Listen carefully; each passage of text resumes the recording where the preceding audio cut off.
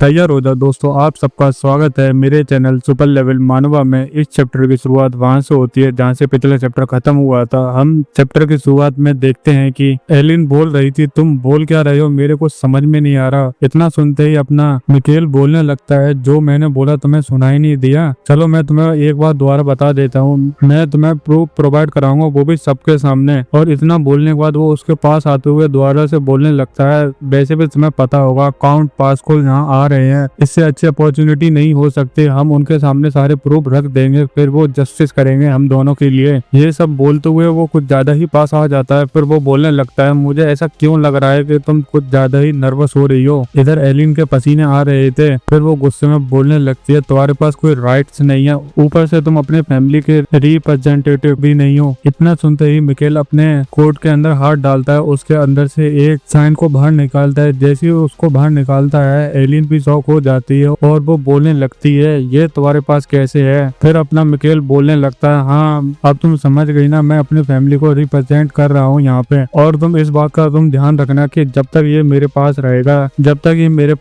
जब तक मैं अपनी फैमिली का ऑफिशियल रिप्रेजेंटेटिव हूँ। फिर मिकेल इस नेकलेस के बारे में बताने लगता है, जब तक ये वाला नेकलेस किसी के पास रहता है वो फैमिली को रिप्रेजेंट कर सकता है। अगर वो झूठ बोलेगा तो सारी दिक्कत फैमिली पे आएगी, ना कि उस इंसान पे। इससे तुम्हारा एक फायदा और हो सकता है, अगर यहाँ पे एलिन झूठ बोल रही है तो उसे भी पता लग जाएगा कि वो मेरी फैमिली की एनिमी बन चुकी है। इस वजह से वो भी डरने लगेगी और कुछ ना कुछ तो गलती करेगी। और इतना सब कुछ बताने के बाद मिकेल दोबारा से बोलने लगता है, ये कितनी स्ट्रेंज बात है, अगर तुम इनोसेंट गर्ल हो तो तुम्हें कोई दिक्कत नहीं होनी चाहिए। चलो हम दोनों चलते हैं पासपोर्ट के पास और सारे प्रूफ उनके सामने रख देंगे। उतने में ही एलिन बोलने लगती है, तुम्हें पता है तुम कितने भारी शब्द बोल रहे हो और तुम्हारे साथ क्या हो सकता है। अगर तुम झूठे निकले तो तुम काफी बड़ी दिक्कत में आ सकते हो, तुम्हारी फैमिली भी इतनी बड़ी रिस्पॉन्सिबिलिटी नहीं ले सकती। इतना सुनते ही अपना मिकेल भी बोलने लगता है, तुम टेंशन मत लो, मेरी फैमिली सारा कुछ देख लेगी। चलो चलते हैं हम दोनों, मैं तुमसे आखिरी बार पूछ रहा हूँ, चलो तुम चॉइस करो। इधर एलिन की हालत खराब हो रही थी कुछ बोलने में, उतने में उसके फादर आ जाते हैं। वो बोलने लगते हैं, स्टॉप। जैसे ही वो स्टॉप बोलते हैं, वो दोनों को दोनों साइड से देखते हैं। उतने में एलिन बोलने लगते है, फादर। और उसके बाद अपना मिकेल बोलने लगता है, फाइनली तुम यहाँ आ ही गए। इधर एलिन के फादर बोले जा रहे थे,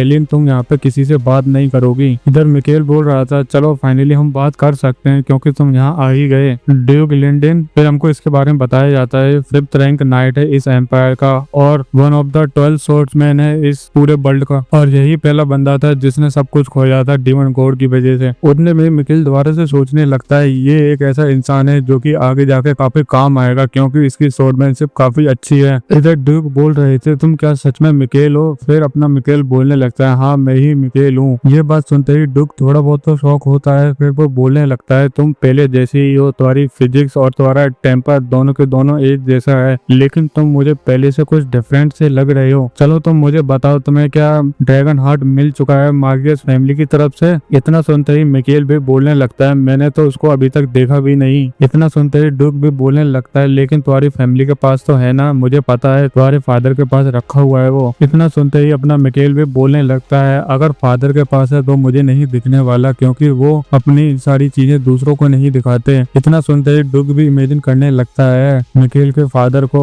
और वो सारी चीजें खुद के पास ही रखता था, वो किसी को दिखाता भी नहीं था। और इसी बात से ड्यूक सोच रहा था, क्या उस कमीने ने अपने बेटे को भी नहीं दिखाया जो उसके पास है। उतने में मिकेल दोबारा से बोलने लगता है, आप जो भी सोच रहे हो वो सारा का सारा सच है, मेरे फादर मुझे कुछ भी नहीं दिखाते। जैसे ये सब ड्यूक सुनता है, वो पागलों की तरह हंसने लगता है और बोलने लगता है कि तुम पहले जैसी हो, तुम पहले से भी चेंज नहीं हुए। और ड्यूक की पागलों वाली हंसी को उसकी बेटी देख रही थी, वो सोच रही थी, फादर ऐसा क्यों हंस रहे हैं। इधर अपना मिकेल सोच रहा था, तुम चाहे कितना भी हंस लो, अभी तो मजा आएगा जब मैं आगे बोलूंगा। फिर वो बोलने लगता है कि चलो तुम मुझे बताओ तुम क्या सोच रहे हो। उतने में ड्यूक कुर्सी पे बैठ जाता है और बोलने लगता है, तुम मुझसे बात क्या कर रहे हो, मुझे यही समझ में नहीं आ रहा। इतना सुनते ही अपना मिकेल भी बैठते हुए बोलने लगता है, अभी भी तुम ऐसा प्रिटेंड करोगे कि तुम्हें नहीं पता। चलो मैं तुम्हें एक बार और बता देता हूँ एंगेजमेंट के बारे में। वॉल प्रोग्रेस फैमिली और लिंडन फैमिली के बीच में हुई थी। इतना सुनते ही ड्यूक भी बोलने लगता है, अच्छा तुम एंगेजमेंट की बात कर रहे हो। इतना बोलने के बाद फिर उसमें एटीट्यूड आ जाता है। फिर वो एटीट्यूड में बोलने लगता है, हाँ हमने ही वो एंगेजमेंट तोड़ी थी क्योंकि तुम काफी लैग कर रहे थे मेरी बेटी के मुकाबले, इस वजह से मैंने वो वाली एंगेजमेंट तोड़ी थी, ना ही इससे कम ना ही इससे ज्यादा। इतना सुनते ही मिकेल भी बोलने लगता है, क्या बस यही रीजन है क्या? फिर ड्यूक बोलने लगता है, और कौन सा रीजन हो सकता है, बस यही रीजन था जिस वजह से हमने ये वाली एंगेजमेंट तोड़ी थी। फिर अपना मिकेल गुस्से में बोलने लगता है, चलो मैं डायरेक्ट पॉइंट पे आता हूँ। मेरी जब एंगेजमेंट हुई थी एलिन के साथ, क्या वो सीक्रेटली ट्रेनिंग कर रही थी ऑरा का? इतना सुनते ही ड्यूक भी पागल की तरह हंसने लगता है और बोलने लगता है, नो वे, और तुम बोल क्या रहे हो? मेरी बेटी सीक्रेटली ट्रेनिंग कर रही थी ऑरा का और मुझे पता भी नहीं। मिकेल तुम्हें पता होना चाहिए, मैं फिफ्थ स्ट्रॉन्गेस्ट हूँ इस एम्पायर का। इतना सुनते ही मिकेल भी बोलने लगता है, अच्छा आपको नहीं पता? पहले तो ड्यूक के चेहरे पे हंसी थी, फिर वो धीरे धीरे करके कम हो जाती है। फिर वो गुस्से में बोलने लगता है, तुम बोल क्या रहे हो? क्या मैं झूठ बोल रहा हूँ यहाँ पे? इतनी धमकी सुनते ही मिकेल की भी हालत खराब हो जाती है। वो सोचने लगता है कि क्या ये सारी बातें इनको पता नहीं है? एलियन ने क्या अचानक से ही ऑरा लर्न कर लिया था और इन्हें नहीं पता? और जैसे ही इनको पता लगा था इनकी बेटी ने ऑरा को मैनिफेस्ट कर लिया है, उस वजह से इनको भी लगने लगा कि मेरे जैसे एक घटिया इंसान इनकी बेटी से कैसे एंगेजमेंट कर सकता है। इसी वजह से इन्होंने तोड़ दी और ये सोचने में लगे हुए थे मेरी बेटी तो कितनी टैलेंटेड है और ये पूरा का पूरा ट्रैश है, तो इससे अच्छा मैं अपनी बेटी की एंगेजमेंट और किसी से कराऊंगा। अब मुझे ये समझ में नहीं आ रहा हम दोनों में से गलत कौन है। उतने में ड्यूक द्वारा से बोलने लगता है, मुझे पता है कि तुम काफी अपसेट हो क्योंकि तुम्हारी एंगेजमेंट टूट गई है, लेकिन तुम यहाँ ऐसे नहीं आ सकते, ना ही ऐसी बातें कर सकते। और ये सब कुछ बोलने के बाद वो सोचने लगता है कि मैं पक्का श्योर हूँ इसने भी वो चीज नोटिस नहीं करी होगी, क्योंकि इसके फादर नोटिस नहीं कर पाए उस मैजिक टूल को, तो इसने कैसे नोटिस कर लिया होगा। इधर अपने मिकेल की हालत खराब हो रही थी क्योंकि ड्यूक अपना ऑरा कुछ ज्यादा ही बाहर निकाल रहे थे और उस ऑरे को देख के मिकेल सोच रहा था, मैं यहाँ पे बात भी नहीं कर पा रहा क्योंकि इनकी प्रेशर की वजह से वो कुछ ज्यादा ही है। हार के अपना मिकेल दांत निकालते हुए बोलने लगता है कि कुछ समय पहले एलिन ने एक सबसे बड़ी गलती कर दी थी। फिर वो अपनी उंगली को अपनी तरफ दिखाने लगता है और बोलता है कि इस जगह, और उसके बाद मैंने एक चीज देखी थी और उस चीज को मैंने काफी बार देखा है। इतना सुनते ही एलिन भी शॉक हो जाती है। इधर उसके फादर को कुछ ज्यादा ही गुस्सा आ रहा था, दूसरी तरफ से मिकेल शांत नहीं होता, वो तो बोले ही जा रहा था, आपको भी पता होगा मैं किसकी बात कर रहा हूँ और किसकी नहीं। इधर ड्यूक की हालत खराब हो रही थी। फिर वो घबराते हुए बोलने लगते हैं कि अगर तुम्हें चीजें दिखती हैं तो इसमें मेरी क्या गलती है। इतना सुनते ही मिकेल भी बोलने लगता है, क्या तुम अभी भी मुझ पर बिलीव नहीं करोगे? फिर वो अपनी कुर्सी से उठते हुए बोलने लगता है कि अच्छा, अगर तुम सच में ही डिनाई करते रहोगे तो मेरे पास कोई ऑप्शन नहीं है, मैं यहाँ से जा रहा हूँ। और हमारी कन्वर्सेशन बंद होती है। और वैसे भी मैंने सुना है लियोन पास्कोल यहाँ आ रहा है, मैं उससे ही जाके बात कर लूंगा। इतना सुनते ही ड्यूक भी शॉक हो जाता है। फिर वो पीछे से बोलने लगता है, रुक जाओ। जैसे ही ड्यूक स्टॉप बोलता है उतने में ही अपना मिकेल भी बोलने लगता है, अब तुम मुझसे बोलो तुम एडमिट करते हो कि नहीं। फिर ड्यूक बोलने लगता है, मिकेल चलो मैं तुम्हें ऑफर देता हूँ। फिर मिकेल भी बोलने लगता है, हाँ बोलिए बोलिए, आप मुझे क्या ऑफर देना चाहते हो? फिर ड्यूक बोलने लगता है कि चलो हम इसको टाई बोलते हैं। इतना सुनते ही मिकेल का भी मुंह बन जाता है। वो सामने देखने लगता है और सोचता है कि ये इंसान फिफ्थ स्ट्रॉन्गेस्ट है इस पूरे एम्पायर में और ये यहाँ पे ऐसी घटिया बातें कर रहा है, मुझे समझ में नहीं आ रही इसके मन में और इसके मुंह से ऐसी बातें कैसे निकल रही हैं। फिर अपना सीन शिफ्ट होता है। थोड़ी देर में मिकेल बोल रहा था, मैं काफी खुश हूँ क्योंकि हम दोनों के दोनों एग्रीमेंट पे साइन कर चुके हैं, चलो हम दोनों बाद में मिलते हैं। जैसे मिकेल बाहर जाता है इधर एलिन रोने लगती है और रोते हुए बोल रही थी, क्या फादर उसने सच में ये सब कुछ नोटिस कर लिया था? इतना बोलने के बाद वो सोचने लगती है, मुझे पता नहीं था उसने ये सब कुछ नोटिस कर लिया होगा, मुझे लग रहा था वो मजाक कर रहा है, लेकिन मुझे ये नहीं पता था कि इतनी बड़ी परेशानी में पड़ जाएंगे। ऊपर से मिकेल के फादर को भी पता लग गया ना तो हम काफी बड़ी दिक्कत में पड़ जाएंगे क्योंकि हमें काफी बड़ी कीमत चुकानी पड़ेगी, क्या पता हमारी पूरी फैमिली ही तबाह करते हैं इसके फादर। ये सब कुछ सोचने के बाद वो गुस्से में बोलने लगती है, फादर अब मुझे बताओ कि अब हम क्या करें? उतने में उसके फादर बोले लगते हैं, थोड़ा शांत हो जाओ एलिन, मैं सबको संभाल लूंगा। और वैसे भी मैंने सोचा था वो एक पागल सा लड़का है, उसे कुछ भी नहीं पता होगा इस दुनिया के बारे में, लेकिन मैं गलत था। ऊपर से मुझे ये लगता था कि मैं लोगों को पढ़ सकता हूँ और मैं उनके सारे इंटरेस्टिंग चीजों को भी फाइंड आउट कर सकता हूँ, लेकिन इस चीज में मैं गलत हो गया। उतने में एलिन भी बोलने लगती है, फादर मैं सारी की सारी रिस्पॉन्सिबिलिटी ले लूंगी अगर आप मुझसे बोलोगे तो। अगर सारी रिस्पॉन्सिबिलिटी मैंने ले ली तो सारी की सारी चीजें दूर हो जाएंगी और आप बच जाओगे और हमारी फैमिली भी। उतने में ड्यूक बोलने लगता है कि कुछ नहीं चेंज होने वाला क्योंकि ये वाली प्रॉब्लम दो फैमिली के बीच में है, ना कि तुम दोनों के बीच में। इधर एलिन कुछ बोलने की कोशिश करती है। उतने में ही ड्यूक बोलने लगता है कि तुम भूलना मत, मैंने ही तुमको अलाउ करा था, ऊपर से मैंने ही नोटिस करा था, तुमने अपना ऑरा को अवॉइड कर लिया। अगर ये चीजें मैंने पहले देख ली होती तो ये सारी प्रॉब्लम नहीं होती और मैं तुम्हें ऑर्डर दे रहा हूँ, तुम कैसी भी रिस्पॉन्सिबिलिटी नहीं लेने वाली, चाहे कुछ भी हो जाए। ये एक ऑर्डर है एक पेशेंट की तरफ से। इतना सुनते ही एलिन भी दुखी हो जाती है और उसको इतना दुखी होता हुआ देख दुख सोचने लगता है, मैंने नहीं सोचा था कि ऐसा होगा। फिर वो पुरानी बातों को याद करने लगता है। जब एलिन ने ओरा को अवेक करा था वो काफी खुश हो रही थी और बोल रही थी, फादर आखिरकार मैंने ये अवेक कर ही लिया। जब एलिन ने ओरा को अवेक करा था उसको देख के ड्यूक सोच रहा था,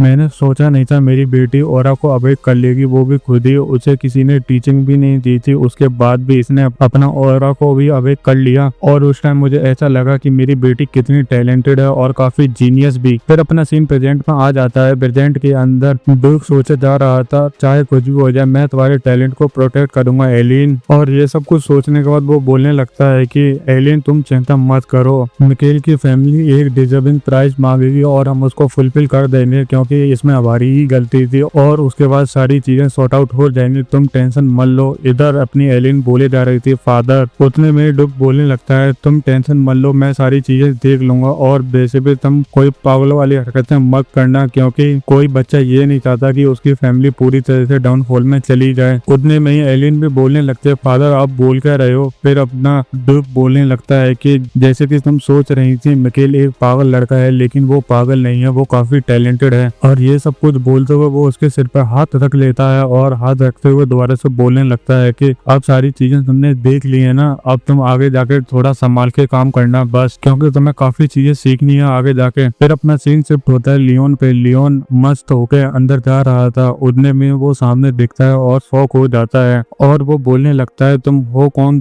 जो कि तुमने मेरा रास्ते को ब्लॉक कर रखा है। फिर अपना मिकेल बोलने लगता है, मेरा नाम मिकेल। इतना सुनते ही लियोन भी बोलने लगता है, कौन। फिर उसको भी याद आ जाता है बॉल प्रोग्रेस के बारे में और वो अपने मिकेल को देखने लगता है और सोचता है कि इसके आउटफिट को देखा जाए और इसकी एटीट्यूड को देखा जाए तो मुझे ऐसा नहीं लगता कि ये बच्चा झूठ बोल रहा है मुझसे। फिर वो बोलने लगता है कि तुम मुझे क्या एक्सप्लेन कर सकते हो कि यहाँ क्या हो रहा है। जहाँ तक मुझे याद है मैं आज प्रिंसेस से मिलने के लिए आया था और मैं यहाँ पे थोड़ा सा कंफ्यूज हो गया हूँ, तुम यहाँ पे क्या कर रहे हो, क्योंकि तुम्हारी तो एंगेजमेंट टूट गई थी ना। इतना सुनते ही मिकेल भी बोलने लगता है, तुम पूरी तरह से गलत नहीं हो, मैं यहाँ पे कुछ सेटलमेंट करने के लिए आया था। इतना सुनते ही लियोन भी सोचने लगता है, सेटलमेंट, ये यहाँ किस चीज का सेटलमेंट करने के लिए आया था। फिर लियोन बोलने लगता है, क्या तुम मुझे छोटा मोटा सा इंसान समझ रहे हो। इतना सुनते ही मिकेल भी बोलने लगता है, नहीं मैं तो नहीं समझ रहा। फिर लियोन बोलने लगता है, तो तुम मुझे ये बताओ तुम ऐसे शब्द क्यों बोल रहे हो मेरे सामने, जैसे कि तुम अपने आप को कुछ ज्यादा ही बड़ा समझ रहे हो और तुम क्या सोचते हो मैं क्या यहाँ पे पागल हूँ, तुम मुझसे कुछ भी बोलते रहोगे और मैं सारी बातों को सुन लूंगा। फिर वो अपने प्रेशर को मिकेल पे डालने लगता है। मिकेल उस प्रेशर को देख के सोचने लगता है कि एक्सप्लोसिव मोमेंटम। इतना सोचने के बाद अब मिकेल अपने हाथ को उठाता है और दोबारा से सोचने लगता है कि इतना तो मैं एक्सपेक्ट कर ही सकता था जो कि आगे जाके शॉर्ट सेंट बनेगा। फिर वो एक मैजिक को परफॉर्म करता है जिसकी मदद से वो उस ऑरे से फ्री हो जाता है। जैसे वो फ्री होता है इधर लियोन भी शॉक हो जाता है और सोचने लगता है इसने कैसे कर दिया। फिर वो गुस्से में बोलने लगता है, रुको रुको तुमने अभी क्या करा, तुम मुझे जरा बता सकते हो। ये बात सुनते ही मिकेल भी बोलने लगता है कि जैसे ही मैं कुछ शब्द बोलता हूँ तुम्हें गुस्सा आ जाता है, तो मैं क्या करूँ और मैं क्या बोलूँ तुमसे। ये बात सुनते ही लियोन भी बोलने लगता है, तुम झूठ बोल रहे हो, तुम मिकेल नहीं हो और जो भी मैंने सुना है वो सारी की सारी चीजें गलत हैं। उतने में ही अपना मिकेल बोलने लगता है, मैं ही मिकेल हूँ, तुम क्या पागल हो रखे हो यहाँ पे। और ये सब कुछ बोलने के बाद वो सोचने लगता है कि ये पूरी तरह से सच भी नहीं है, क्योंकि मैं फ्यूचर से यहाँ पे आया हूँ और मैं रियल वाला मिकेल नहीं रहा, मैं फ्यूचर वाला बन चुका हूँ। और ये सबसे बड़ी बात नहीं है, सबसे बड़ी बात है डीमन गॉड आ रहा है हम सबको मारने के लिए, हमको उसको रोकना ही पड़ेगा। ऊपर से उस पागल को तो मैं इस बार वॉरियर बनने नहीं दूंगा, चाहे कुछ भी हो जाए। अगर वो वॉरियर दोबारा से बन गया ना तो हम सारे के सारे फिर से मरेंगे। और उसको याद करते हुए वो कुछ ज्यादा ही गुस्सा करने लगता है और गुस्से में बोलने लगता है कि मैं उस कमीने को कभी नहीं छोड़ूंगा, जिस दिन मुझे दिखेगा वो उस दिन मेरे हाथों से मर के ही रहेगा। और वो अपने किलिंग इंटेंट को बाहर निकाल रहा था और उस किलिंग इंटेंट को देख के लियोन की भी हालत खराब हो जाती है। इधर अपने मिकेल को भी पता लग जाता है कि वो अपना किलिंग इंटेंट बाहर निकाल रहा है। फिर वो बोलने लगता है, क्या हो गया, क्या मेरा चेहरा कुछ गलत सा लग रहा था क्या तुमको। इतना सुनते ही लियोन भी बोलने लगता है, तुम्हारे चेहरे को देख के ऐसा लग रहा था तुम किसी को स्टेप करना चाहते हो। जैसे ये शब्द मिकेल सुनता है फिर वो भी बोलने लगता है, हाँ तुम सही बोल रहे हो, एक इंसान ऐसा है जिसको मैं स्टेप करना चाहता हूँ। इतना सुनते ही लियोन भी शॉक हो जाता है। दूसरी तरफ से मिकेल बोले जा रहा था, पहले तुम शांत हो जाओ, मैं तुमसे जो बोल रहा हूँ पहले वो सुनो। फिर लियोन घबराते हुए बोलने लगता है, चलो तुम मुझे बताओ तुम मुझसे बोलना क्या चाहते हो। फिर अपना मिकेल सोचने लगता है, हाँ मुझे पता था। और ये सब कुछ सोचने के बाद वो पुरानी बातों को याद करने लगता है जब फ्यूचर के अंदर मिकेल और लियोन मिले थे, और वो उन बातों को याद करते हुए सोच रहा था, भले ही तुम्हारा हॉट टेम्पर हो लेकिन तुम काफी अच्छे पर्सन थे, और तुमने ही मुझसे बोला था तुम्हें एक डिसऑर्डर है, तुम्हें किसी भी बात पे गुस्सा आ जाता है और तुम्हें भी पता नहीं लगता तुम किस बात पे गुस्सा करने लगते हो। फिर अपना सीन प्रेजेंट में आ जाता है। प्रेजेंट के अंदर मिकेल सोच रहा था, ये सारी बातें तुमने मुझसे ही बोली थी, अब मुझे लगता है कि वो सारी की सारी बातें सच थी, तुम्हें किसी भी बात पे गुस्सा आ जाता है। और ये सब कुछ सोचने के बाद वो बोलने लगता है, तुम यहाँ पे आए हो अपनी एंगेजमेंट को सेट करने के लिए, वो भी एलिन के साथ, और तुमने यहाँ आके मुझको देख लिया, तुम्हें लगा ये यहाँ पे क्या कर रहा है, इस वजह से तुम मुझ पे गुस्सा कर रहे हो। इतना सुनते ही लियोन भी बोलने लगता है, तुम यहाँ पे आके मुझे दुखी कर रहे हो और तुम काफी गुस्सा हो क्योंकि तुम्हारी एंगेजमेंट टूट चुकी है। जैसे ये सब मिकेल सुनता है वो बोलने लगता है, नोबे अब मुझे एलिन से कोई दिक्कत नहीं है, तुम उससे जाके एंगेजमेंट करो या ना करो मुझे कोई फर्क नहीं पड़ता। और तुम्हें एक बात और बताऊं, मुझे उसमें कोई इंटरेस्ट नहीं है, मुझे सिर्फ एक चीज में इंटरेस्ट है, मुझे तुम में इंटरेस्ट है। जैसे ही मिकेल ये शब्द बोलता है वो दोनों के दोनों शांत हो जाते हैं। फिर मिकेल दोबारा से बोलने लगता है, मैं ये बोल रहा हूँ कि मुझे लड़की पसंद है ना कि लड़के। फिर लियोन बोलने लगता है, तुम मुझे क्यों पसंद कर रहे हो और तुम्हारा पर्पस क्या है। इतना सुनते ही मिकेल भी खुश हो जाता है और बोलने लगता है, क्योंकि मैं तुम्हें अपना अलाय बनाना चाहता हूँ। इतना सुनते ही लियोन भी बोलने लगता है, क्या तुम पागल हो, ये हमारी पहली मीटिंग हो और तुम मुझसे बोल रहे हो मैं तुम्हारा अलाय बन जाऊँ। मुझे लगता है कि तुम सच में ही पागल हो, जितना कि मैंने रूमर्स में सुना था। इस बात से तो अपने मिकेल को कोई फर्क नहीं पड़ता, वो तो मस्त होकर दांत ही फाड़ रहा था। और ये वाला चैप्टर यहीं खत्म होता है। वीडियो अच्छी लगे तो लाइक करो, कमेंट करो एंड सब्सक्राइब भी करो।